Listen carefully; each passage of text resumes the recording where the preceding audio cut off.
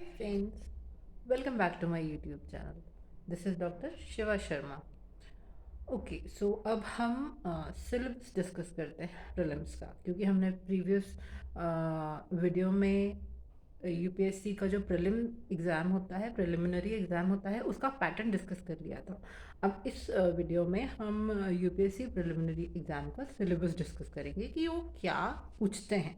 Fine, आपको prelims के लिए कितना पढ़ना है। तो जीएस पेपर वन का सिलेबस है, इट हैज़ 100 क्वेश्चंस। इसमें 100 क्वेश्चंस पूछे जाएंगे। ओके, जीएस पेपर वन में broadly covering the following topics carrying a maximum of 200 marks to be solved in 2 hours। इसमें आपको 200 मार्क्स के क्वेश्चंस रहेंगे और आपको 2 घंटे के अंदर ये सॉल्व करना है पेपर। सो सबसे पहले आपको पढ़ना है current events of national and international importance. तो नेशनल यानी इंडिया और इंटरनेशनल आउटसाइड इंडिया, उसके जो करंट अफेयर्स हैं, करंट इवेंट्स हैं, क्या क्या चीज़ें हो रही हैं करंट में। करंट मतलब अभी जो चीज़ें चल रही हैं, प्रेजेंट में बोल सकते हैं। वर्तमान में जो भी घटनाएं हो रही हैं, अर्थक्वेक आ जाना, कोविड से रिलेटेड, जो हमारा जो जो भी स्कीम्स प्रधानमंत्री जी ने निकाली हैं, इसके अलावा कौन कौन से कोविड से वैक्सीनेशन से रिलेटेड चीज़ें, डिज़ास्टर से रिलेटेड चीज़ें, पॉलिटिक्स से रिलेटेड जितने भी करंट इवेंट्स आपके चल रहे हैं प्रेजेंट में, ओके, उसे बोलते हैं current events of national importance and also of international. ठीक है, तो आपको इंटरनेशनल के भी पढ़ना है, बाहर के भी पढ़ना है, तो वो पूछेगा यूपीएससी प्रीलिम्स एग्ज़ाम में। इसके अलावा सेकंड है हिस्ट्री ऑफ इंडिया, इंडिया की history and Indian national movements. तो आपको इंडिया की हिस्ट्री पता होना चाहिए।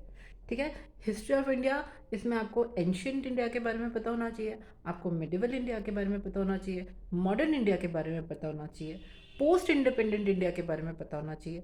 यानी कि हिस्ट्री सिर्फ ऐसे नहीं, हिस्ट्री के बारे में आपको हर तरह से, एंशियंट टाइम पे जो आदि मानव वगैरह होते थे, उस टाइम पे क्या था वो भी आपको पता होना चाहिए।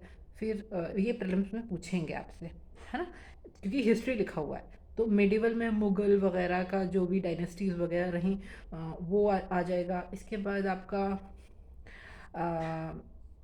Independent India, post independent India, Indian national movements, है ना। तो ये चीज़ें आपकी हिस्ट्री में आ जाएंगी, history of India and Indian national, like quit India movement and so on, मतलब जो भी है वो सारे।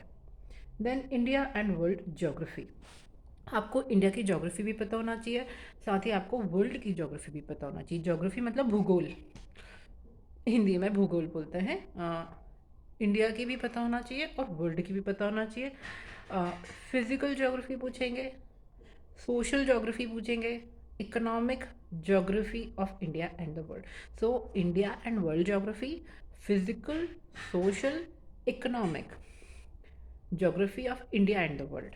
तो आपको फिजिकल पता होना चाहिए, आपको सोशल पता होना चाहिए और आपको इकोनॉमिक ज्योग्राफी भी पता होना चाहिए। ये प्रीलिम्स में पूछा जाएगा, physical, social and economic geography of India and the world. इसके बाद आपसे पूछेंगे Indian polity and governance, India की पॉलिटी के बारे में आपसे पूछा जाएगा, इंडिया की गवर्नेंस के बारे में आपसे पूछा जाएगा। ओके, देन आपसे कॉन्स्टिट्यूशन पूछा जाएगा, political system, panchayati raj, public policy, rights issue etcetera. तो जो भी पॉलिटी के अंदर आता है वो सारा का सारा सिलेबस आप इसमें पढ़ लो, मतलब कुल मिला के पॉलिटी आपको पढ़नी है पूरी, है ना। वो आ जाएगा आपके प्रीलिम्स में, पूरी पॉलिटी पूछने वाले हैं वो। So Indian polity and Indian governance. Okay, polity में कॉन्स्टिट्यूशन, पॉलिटिकल सिस्टम, पंचायती राज, ओके, पब्लिक पॉलिसी, जो भी पॉलिसीज़ बनाते हैं, राइट इशू एक्सेट्रा, सब इसके अंदर इंक्लूड होगा। Then economic and social development, इसके बाद आपसे पूछे इकोनॉमिक्स भी आपको आएगा, economic and social development, economic development के बारे में पूछेंगे और सोशल डेवलपमेंट के बारे में।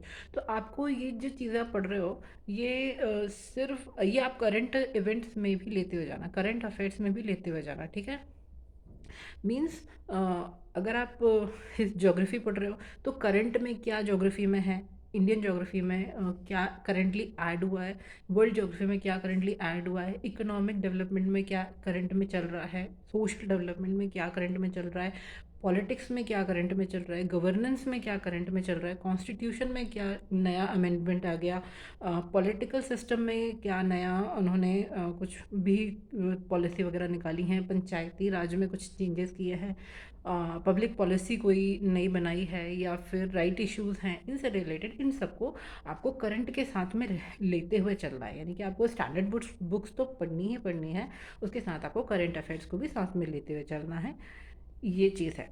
सो economic and social development, sustainable development, poverty, inclusion, demographic, social sector initiative etcetera. तो ये वर्ड्स थोड़ा सा ध्यान में रखिएगा। सस्टेनेबल डेवलपमेंट, जैसे हम सस्टेनेबल डेवलपमेंट जो गोल्स हैं उससे रिलेटेड है, और पॉवर्टी है ना, पॉवर्टी के बारे में आपको पता होना चाहिए करंट के हिसाब से भी, और जो आप जो शीट्स पढ़ते हैं या जो भी कोचिंग कर रहे हैं वहाँ पर जो भी आपको नोट्स प्रोवाइड किए जाते हैं, तो आपको पता होना चाहिए सस्टेनेबल डेवलपमेंट के बारे में। ये टर्म्स आपको पता होना चाहिए कि सस्टेनेबल डेवलपमेंट क्या होता है, पॉवर्टी क्या होता है, इंक्लूजन क्या होता है ना। Inclusion in terms of current event, मतलब करंट में भी क्या इंक्लूजन में से रिलेटेड आपको टॉपिक मिलता है, न्यूज़ मिलती है, आप उसे पढ़ लीजिए।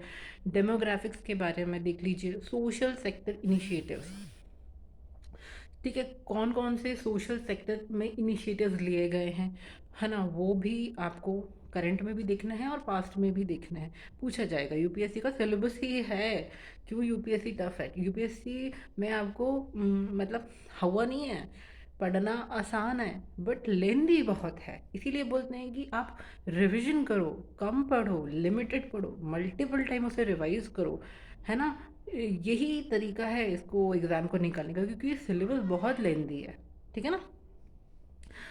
इसके बाद आपका आता है general issues on environment and ecology, है ना। तो इन्वायरमेंट पर और इकोलॉजी पर जो जनरल इश्यूज़ है वो पूछे जाते हैं। एनवायरनमेंट में क्या जनरली क्या इशू हो गया, अर्थक्वेक आ गया, या कोई बायोडाइवर्सिटी से रिलेटेड, जो भी इन्वायरमेंट से रिलेटेड है वो सारी करंट की भी और पास्ट से रिलेटेड भी इश्यूज जो है वो पूछे जाते हैं, ठीक है ना। फिर इकोलॉजी से रिलेटेड जैसे ग्रीन हाउस इफेक्ट वगैरह, ये सब ग्लोबल टेम्परेचर का बढ़ना, है ना, ये सारी चीज़ें इसमें आ जाएंगी एनवायरनमेंट में।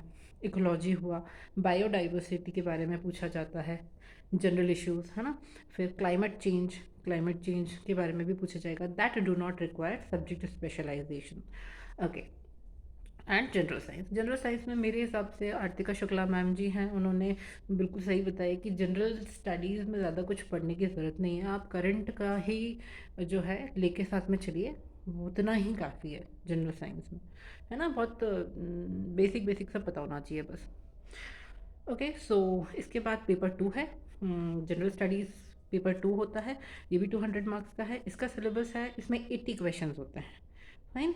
और from the following topics carrying a maximum of 200 marks, इसकी भी मार्क्स 200 है ना, और इसी भी हमें 2 घंटे में सॉल्व करना है। इसमें आपसे पूछा जाएगा पेपर 2 में, सी सेट है, ये एप्टीट्यूड टेस्ट है, सिविल सर्विसेज एप्टीट्यूड टेस्ट। इसमें कॉम्प्रिहेंशन रहेगा। कॉम्प्रिहेंशन मीन्स जो भी इंग्लिश के जो पैसेजेस वगैरह हैं उसे आपको करना है, कॉम्प्रिहेंशन है। Interpersonal skills including communication skills, logical reasoning and analytical ability, logical reasoning वही रीजनिंग आ जाएगा इसके अंदर। इसके बाद decision making and problem solving, इसमें मैथ्स आ जाएगा।